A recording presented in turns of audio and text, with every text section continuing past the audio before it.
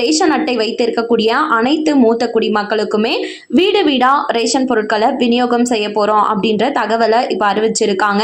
அதுவும் முதலமைச்சரின் தாய் மாணவர் திட்டம் அப்படின்ற திட்டத்தின் கீழே தான் அனைத்து மூத்த குடிமக்களுக்கும் வீடு தேடி ரேஷன் பொருட்கள் வரப்போகுது. முதலமைச்சரின் தாய் மாணவர் திட்டத்தின் கீழ் மூத்த குடிமக்களின் குடும்ப அட்டைதாரர்கள் மற்றும் மாற்றுத்திறனாளி குடும்பங்கள் பயன்பெற உள்ளனர். ஸோ நீங்க 70 வயது மேற்பட்ட மூத்த குடிமக்கள் தலைவரா உங்களோட ரேஷன் அட்டையில இருக்கீங்க அப்படின்னா உங்க குடும்பத்துக்கு அனைத்திற்குமே இலவசமா வீடு தேடி ரேஷன் பொருட்கள் கிடைக்கும். அது மட்டும் இல்லாம மாற்றுத்திறனாளியா இருக்கீங்க அப்படின்னா அந்த வகை குடும்பத்துக்கு இந்த திட்டத்தின் கீழே பயன்பெற முடியும். மொத்தம் 21.70 லட்சம் பயனாளிகளுக்கு ஒவ்வொரு மாதமும் 2வது சனிக்கிழமை மற்றும் ஞாயிற்றுக்கிழமைகளில் மின்னணு எடை தராசு, EPOS இயந்திரம் உள்ளிட்ட உபகரணங்களுடன் மூடிய வாகனங்களில் நியாய விலை கடை விற்பனையாளர்கள் அரிசி, சர்க்கரை உள்ளிட்ட பொருட்களை வீடுகளிலே வழங்குவர். இதுமே மாதத்தோட 2வது வாரமான சனி ஞாயிற்றுக்கிழமைகள்ல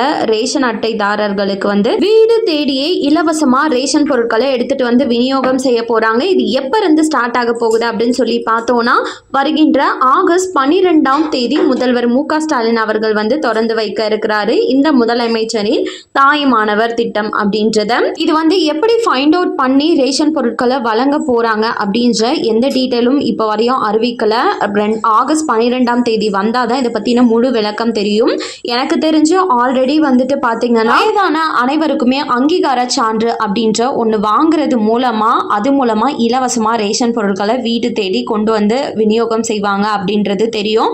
ஆனா இதற்கு மேல சேம் அதே ப்ராசஸை கொண்டு வந்துதான் இந்த தாய் மாணவர் திட்டம் அமலாக போகுதா அப்படின்றத வெயிட் பண்ணி பார்த்தாதான் தெரியும். எனக்கு தெரிஞ்சு இது ஒரு சூப்பரான அறிவிப்பு. எல்லாருமே இந்த வாய்ப்பை யூஸ் பண்ணிக்கோங்க, மிஸ் பண்ணிடாதீங்க.